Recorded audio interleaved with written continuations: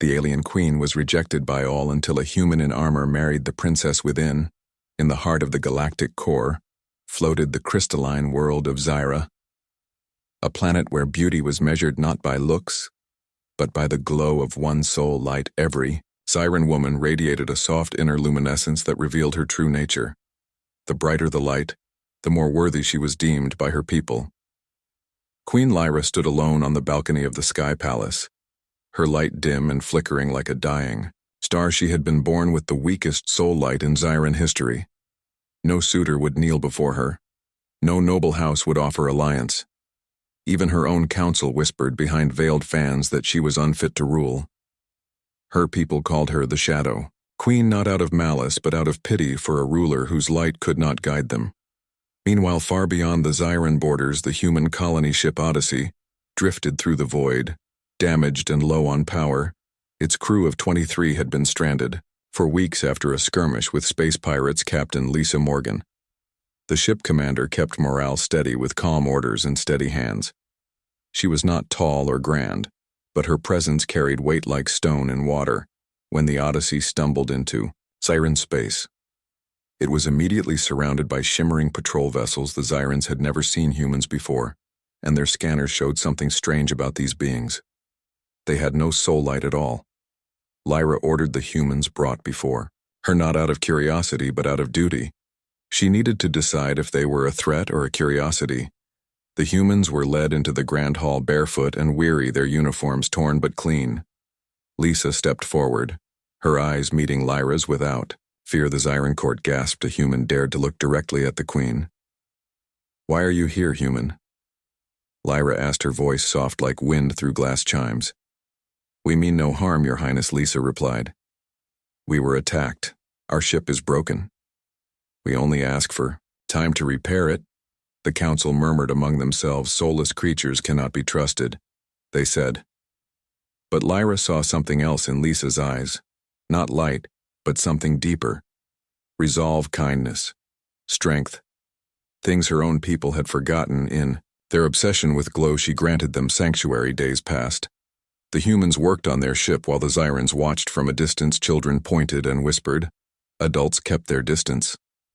Only Lyra visited them, often drawn to Lisa's quiet confidence. One evening, as twin moons rose over the crystal spires, Lyra found Lisa alone on the repair deck.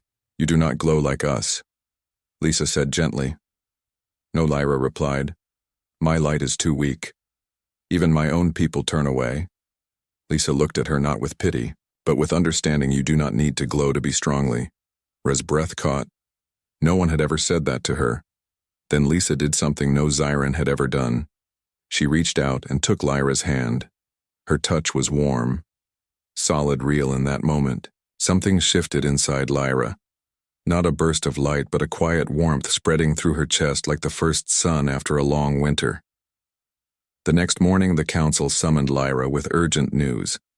The Krell, a warlike species from the Outer Rim, had declared war on Zyra. They demanded the Queen's surrender or they would shatter the crystal world. Panic spread through the city. The Zyrans had not fought a war in centuries. Their weapons were ceremonial. Their soldiers untrainedly stood before her people, her voice trembling but clear. "We will not surrender." "But how will we fight?" the council asked. "I do not know," she admitted. Then Lisa stepped forward. "I do." The humans had no weapons, but they had something better. Experience. Lisa had fought in the Mars border conflicts. She knew tactics, defense, survival.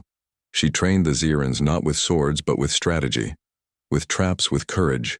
She taught them to use their crystal towers as amplifiers to create sonic barriers. She showed them how to reroute power from their light cores to form shields. Lyra watched her every day, amazed at how this human woman carried herself with such quiet power. One night, as they stood on the highest spire watching enemy ships gather on the horizon, Lyra asked, "Why do you help us?" "You could have left because you saw us not as soulless but as people," Lisa said, "and because you deserve to be seen." To Lyra's heart ached. "I have never been chosen by anyone." "You have now," Lisa said softly. Before Lyra could respond, alarms blared. The Krell had launched their assault. The battle began with fire and fury. Krell ships rained plasma on the city, but the Zyrans held their ground using Lisa's tactics. They turned their home into a fortress of sound, and Lyra fought beside Lisa. Not with weapons, but with her voice directing her people with clarity she had never known. In the final hour, as the Krell general landed in the palace square demanding Lyra's head, Lisa stood between them armored. In a salvaged exosuit cobbled from ship parts. "You will not touch her," Lisa said. The general laughed, a soulless creature defending a dim queen. But then something unexpected happened. Lyra stepped forward and placed her hand on Lisa's armored shoulder, and her light flared not brightly like the others, but steadily like a hearthfire, warm and constant. The Xerans gasped. It was the first time her light had ever responded to another being. The Krell general faltered, confused by this strange bond. In that moment, Lisa struck not with violence but with cunning. She activated the palace's resonance core. The ground shook and the Krell ship above cracked from the inside out. The invasion ended not with blood, but with retreat. Afterward, the city celebrated. But Lyra sought out Lisa in the quiet of the repair bay. "You saved us, Lisano Lyra. You saved yourself, you just needed someone to believe in you." Lyra looked into her eyes and saw not a savior but a partner in Xyran tradition. She said, "There is a bond. Deeper than alliance, it is called the twin flame when two souls choose each other. Not for light but for truth." Lisa smiled. "I do not have a soul light, you do not need one." Lyra said, "Your light is in your actions, in your heart." And so before the entire court beneath the twin moons, Lyra took Lisa's hands and spoke the ancient words. "I choose you not for your glow but for your grace. Not for your shine, but for your strength." The crowd fell silent, then erupted in cheers for the first time they saw. That worth was not measured in brightness but in bravery. Lisa knelt not as a subject but as an equal, and placed a simple band of human steel on Lyra's finger. From that day the Shadow Queen was no more.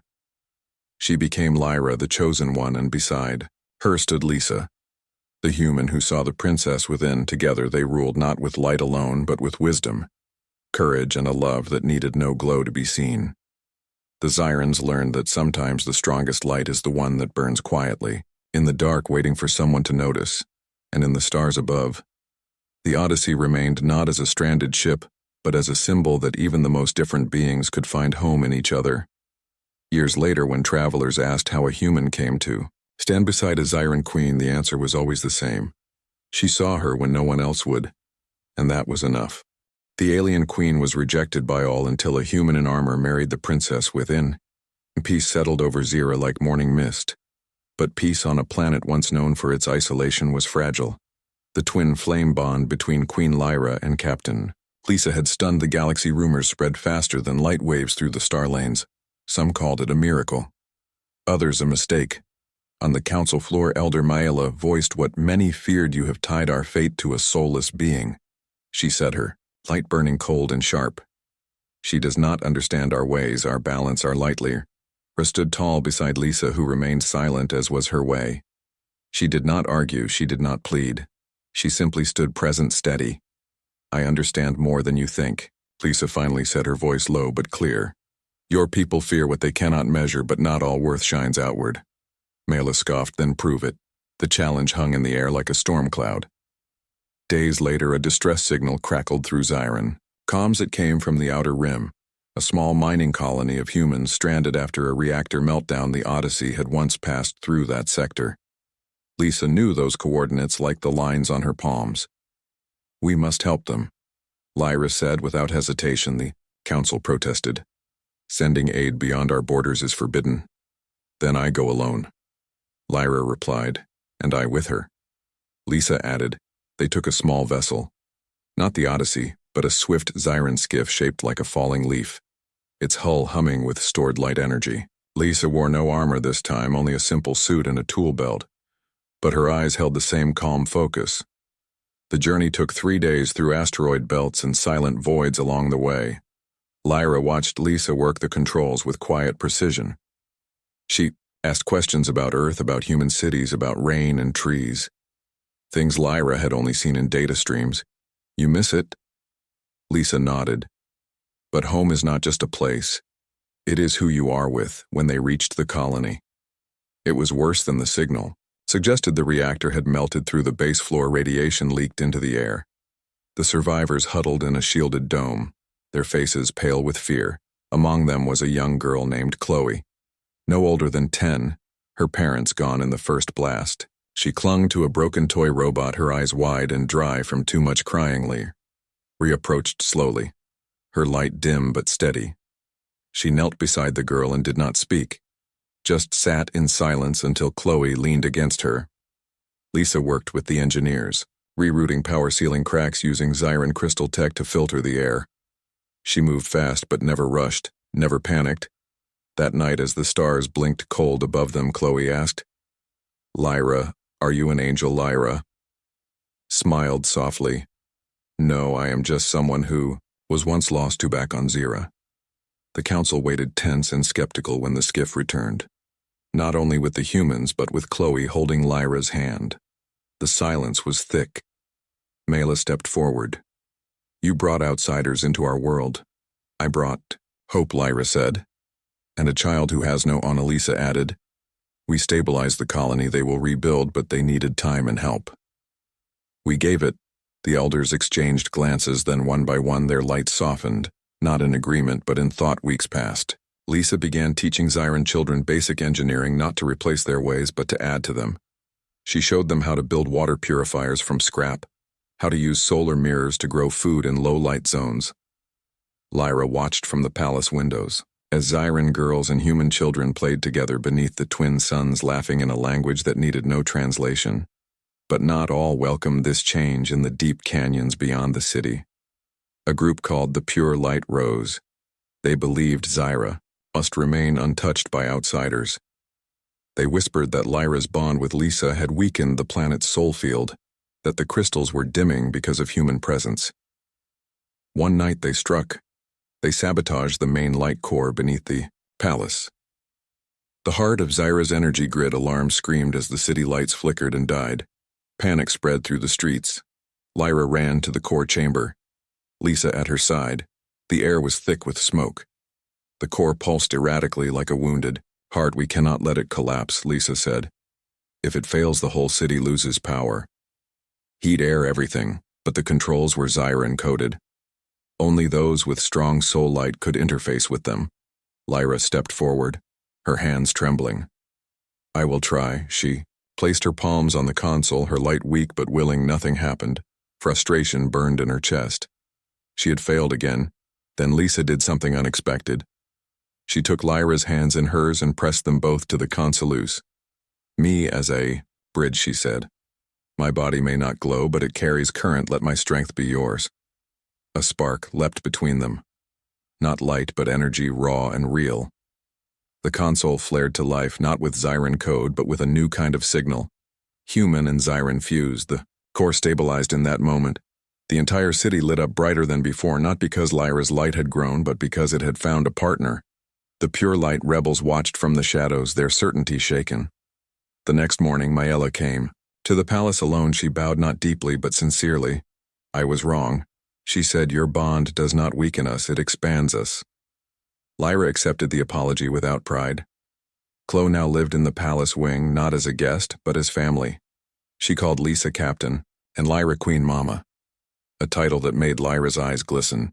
One evening, as the three sat on the balcony watching the stars, Chloe asked, "Will more humans come?" "Some will," Lisa said. "And some Zyrans will travel to Earth."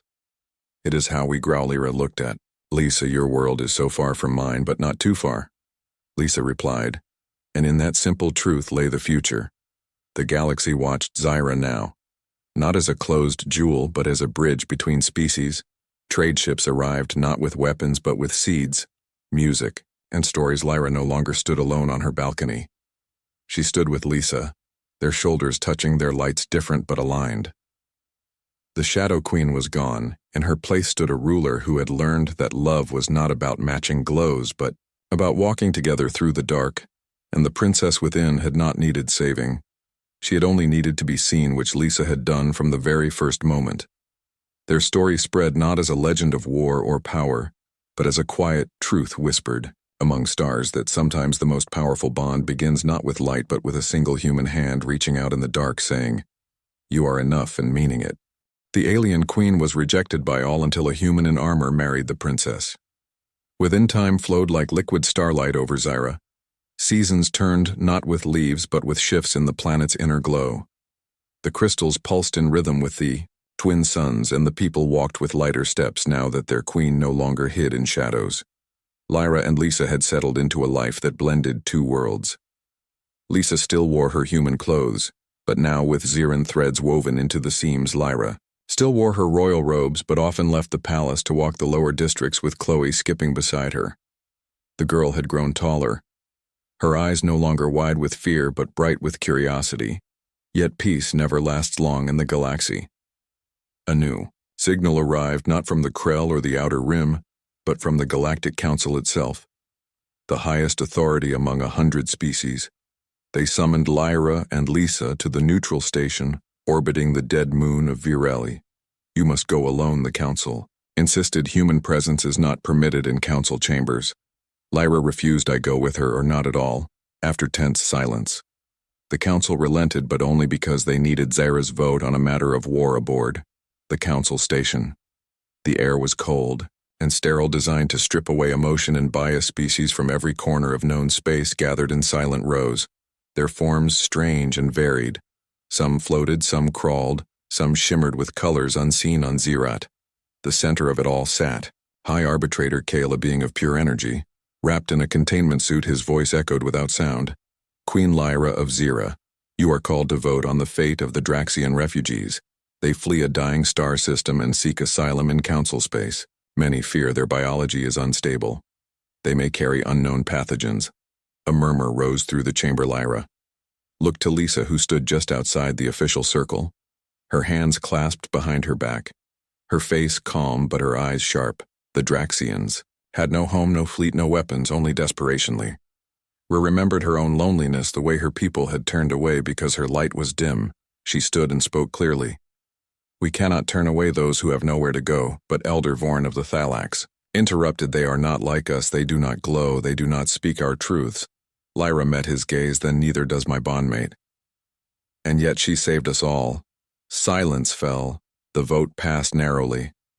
Zyra's voice tipping the balance. The Draxians would be granted sanctuary on 3 neutral worlds as they left the chamber. Lisa touched Lyra's arm. "You did the right thing. I only did what you taught me." Lyra replied, "To see the person, not the difference." Back on Zyra, news of the vote spread quickly. Some praised Lyra. Others feared the unknown again. The Pure Light faction stirred, whispering that Zera was becoming too soft, too human. Then came the sickness. It started in the lower gardens, a strange blight that turned crystal petals black and brittle. Within days it spread to the light wells, the very source of Zyran energy. The glow of the people began to fade, not from weakness but from something deeper. A slow draining. Healers tried everything. Ancient chants, purified water, soul resonance. Nothing. Worked. Lyra grew weaker, her steps slower, her voice quieter. Lisa watched helplessly as the woman she loved dimmed before her eyes one night. Lyra could not rise from bed. "I am fading, Lisa," she whispered. Not from sadness, but from the sickness. Lisa held her hand tight. "No, you are not." She left the palace before dawn and went to the Odyssey, now docked permanently in the royal hangar. She accessed old Earth medical databases, cross-referenced Zyran biology with human virology. She worked for 3 days, without sleep. Chloe brought her food and sat quietly watching. "Is Queen Mama going to be okay?" "I will not let her go," Lisa said. On the 4th day, Lisa found it. The blight was not a disease, but a reaction, a mismatch in cosmic radiation from a recent supernova. The Zyran light cores were absorbing corrupted energy and it was poisoning them. The cure was not medicine but shielding. Lisa proposed a bold plan to encase the main light wells in human-grade radiation filters powered by Zyran crystals. It was a fusion of both worlds, risky and untested. The council hesitated. "Do it," Mayla said, surprising everyone. "I trust the human." Work began at once. Zyran engineers and human technicians side by side drilling into the planet's crust, installing filters. Humming with dual energy streams, Lyra watched from a hoverchair too weak to stand, but her eyes followed Lisa everywhere. On the final day, as the last filter locked into place, Lisa climbed down covered in dust and sweat. She walked straight to Lyra and knelt before her. "Breathe," she said. Inhaled deeply, and her light returned, not bright like the others, but steady, warm, alive. The city erupted in cheers, the crystals bloomed anew, their glow stronger than before. That evening, Lyra stood on the balcony, once more, but this time she was not alone. Lisa stood beside her, Chloe between them. "You keep saving me," Lyra said. "No," Lisa replied. "You keep letting me try."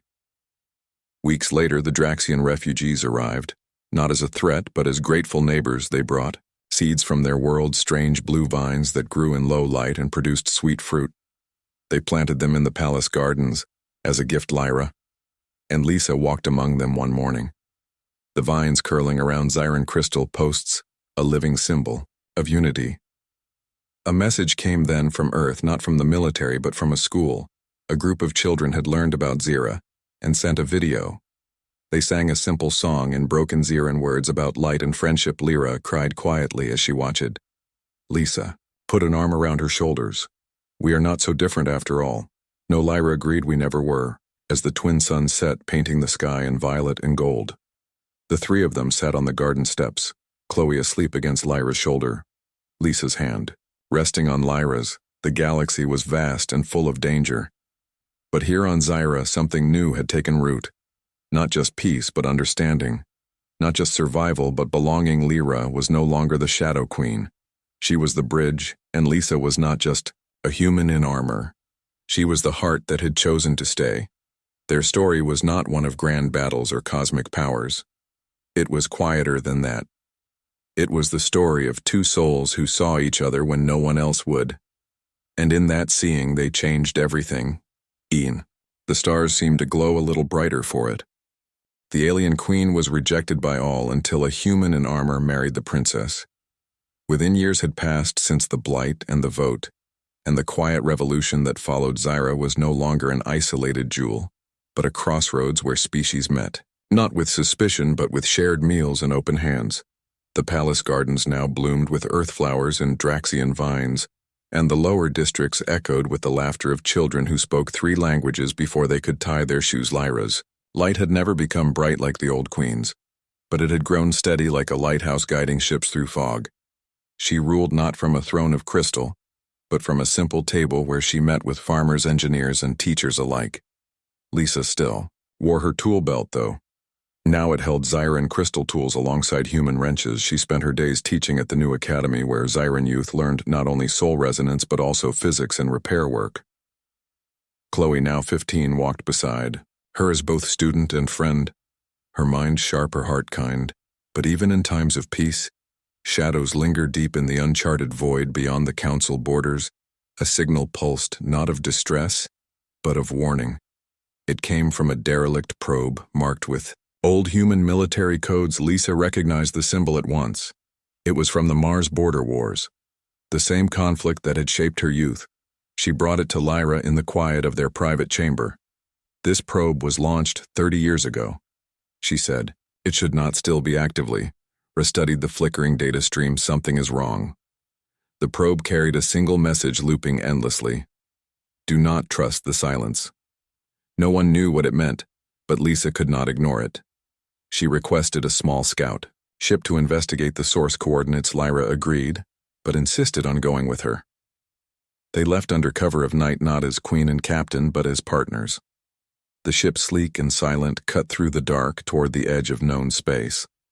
After 6 days they found it. A massive structure floating in dead space. Not a ship, not a station, but something older. Something alien beyond even Zyran. Understanding it pulsed with a slow rhythm like a sleeping heart. And around it hung dozens of dead vessels, human, Zyran, Krell, all frozen in time. Their crews gone, their systems drained. Lisa ran scans, but the readings made no sense.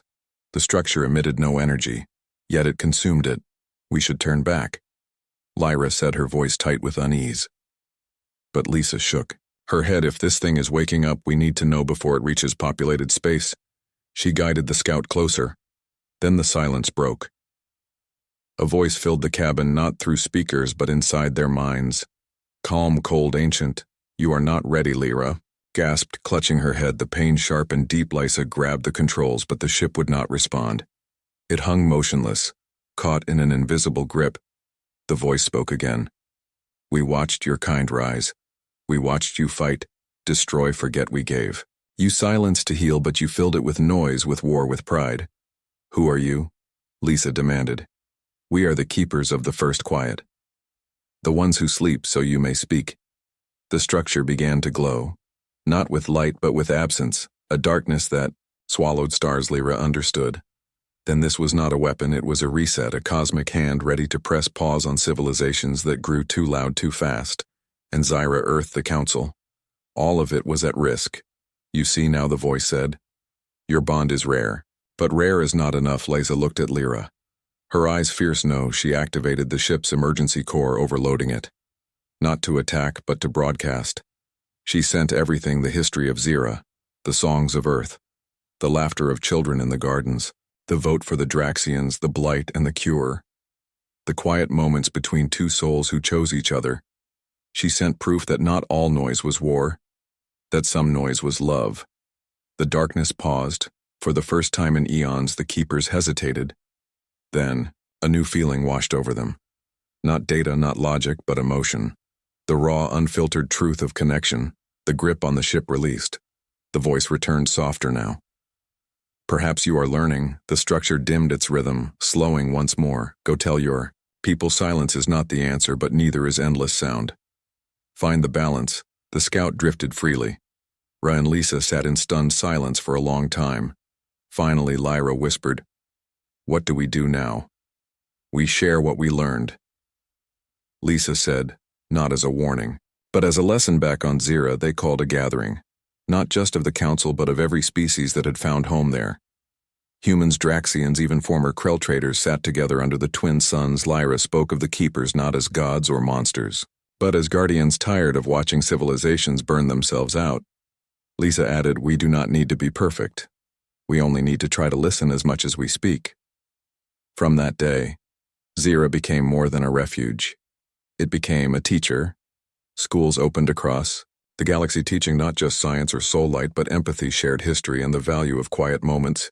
Chloe stood before her first class of mixed-species students, her voice clear and kind. Today we learn not how to shine brighter, but how to shine togetherly. Ra watched from the doorway, Lisa beside her. You did it, Lisa said softly. No, we did in the years that followed.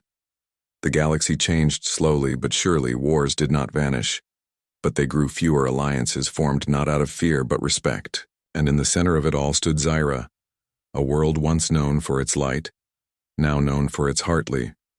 Ra never became the brightest queen in history, but she became the most loved, and Lisa never sought glory. She only ever wanted to protect what mattered. Together, they proved that the strongest civilizations are not built on power but on the courage to reach out a hand in the dark and say, I see you. Even the Keepers watched from afar, their ancient hearts stirred by something they had almost forgotten. Hope. And, in the quiet between the stars, a new kind of silence grew, not empty but full of promise, the kind that comes after understanding, the kind that says we are not alone. And for the first time in a long time, the universe felt less like a battlefield and more like a home. The alien queen was rejected by all until a human in armor married the princess within. The years had woven peace into the fabric of Zyra like golden thread through dark cloth. The city hummed not with the old rigid glow of judgment but with the warm murmur of many voices learning to speak as one. Lyra no longer walked alone through the crystal halls. Lisa was always near, not as a guard but as a presence steady as breath. Chloe, now a young woman, taught history at the academy. Her lessons, filled with stories of bridges, not battles, but peace like light needs constant tending. A new visitor arrived one morning, not in a warship or a refugee vessel, but in a small, unmarked pod that drifted silently into orbit. The Zyran sensors detected no weapons, no energy signature, only a single life sign. Human Lisa recognized the pod design immediately. It was from the early Odyssey missions, a prototype she had helped test decades ago. Who would come in? That Lisa asked, her voice low. Only one person knew that ship was still out there. The pod docked without incident and the hatch opened slowly. A woman stepped out, her hair silver, her face lined with time, but her eyes sharp and familiar. Captain Elena Cruz, Lisa's old mentor from the Mars border. Wars they embraced without words, the kind of silence that holds a lifetime of shared loss and loyalty. Alina came not with orders, but with a plea. Earth was changing. The old governments had fallen, new factions rose. Some spoke of returning to isolation, others whispered of reclaiming lost colonies by force. Among them was a group called the Pure Earth Movement. They believed humans should have no ties to aliens, that Zira was a corruption of human purity. They had found records of Lisa's bond with Lyra and called it treason. They are coming. Elena said, not as soldiers but as true believers, and they will not stop until they pull you back or burn Zira down. Lyra listened quietly, her hands folded in her lap when Elena finished. She asked only one question: do they know about Chloe? Lena nodded. She is listed as a symbol of contamination in their files. A cold anger settled in Lisa's chest, but Lyra placed a hand on her arm. We will not meet fire with fire. She said, then what do we do? We show them. What they have forgotten, Lyra called for a gathering not of armies but of voices. She sent word across the galaxy, inviting humans, not just leaders but teachers, farmers, artists, anyone who had built a life among the stars. When the Pure Earth Fleet arrived weeks later, they expected resistance. They found a festival. The landing fields were filled with color music and food. Earth dishes cooked beside Zyran crystal bread. Draxian fruit drinks shared freely. Children of all species played tag around. Human-made robots and Zyran light orbs. At the center stood Lyra and Lisa, not in armor or royal robes, but in simple clothes, holding hands. The Pure Earth commander, a man named Garrett, stepped forward, his face hard, his eyes scanning the crowd for deception. This is a trick, he said. You have brainwashed them. No, Lisa replied. This is what happens when you stop fearing difference and start living with it. Garrett scoffed. Then let me speak to them. Let me remind them who they are. Lyra nodded. Go ahead. Climbed onto a platform and began his speech about human pride, Earth's legacy, purity of blood. But as he spoke, the crowd did not cheer. They listened politely, then turned back to their conversations. A young human boy tugged his sleeve. Your ship has the old Mars insignia. My grandpa flew with that fleet. He died protecting a Krell nursery station. Did that make him less human? Garrett faltered. An older woman added, my daughter married a Draxian. They have 3 children who speak 4 languages. Are they not still mine? One by one, the humans in the crowd shared their stories, not of loss, but of gain, of love found in unexpected places. Garrett's certainty cracked. That night he walked the gardens alone and found Chloe sitting beneath a blooming earth rose. Why do you stay here? She asked, not with challenge but curiosity. Because this is where I belong, he said quietly. Then why fight it? They had no answer. By dawn he ordered his fleet to stand down. We came to take you back, he told Lisa. But you were never lost. You were just ahead of us. He left not in shame but in thought, promising to carry the truth back to Earth. Alina stayed a little longer, walking the palace halls with Lisa. You built something beautiful here, she said. We were given a chance, Lisa replied, and we chose to trust it. As the seasons turned again, Zira became a beacon not of power but of possibility. Humans from all over began arriving, not as invaders or refugees, but as students eager to learn how to live beside others without losing themselves. Lyra and Lisa stood on their balcony one evening, watching the lights of the city below. A mix of Zyran glow, human lanterns, and Draxian bioluminescence. You ever miss Earth? Lisa asked. Sometimes, Lyra said, but not the way it was. The way it could be, and here I help shape that. Lisa smiled and leaned into her. Chloe joined them, holding 2 cups of warm tea. One for each. You two are predictable. She teased. Only with each other, Lyra said, in the quiet that followed the 3 of them. Watch the stars not as distant points of light but as homes waiting to connect. The galaxy was still vast and full of unknowns. But Zira had proven that even the deepest divides could be crossed with patience, courage, and a single hand reaching out in kindness. Lyra, the once rejected queen, had not just found love. She had built a world where no one had to be alone in the dark again. And Lisa, the human in armor, had not just saved a planet. She had helped create a future where being different was not a weakness but a gift. Their story was never about grand battles or cosmic destiny. It was about showing up, about choosing each other every day. And in that simple act, they changed everything. Even the stars seemed to lean closer to listen.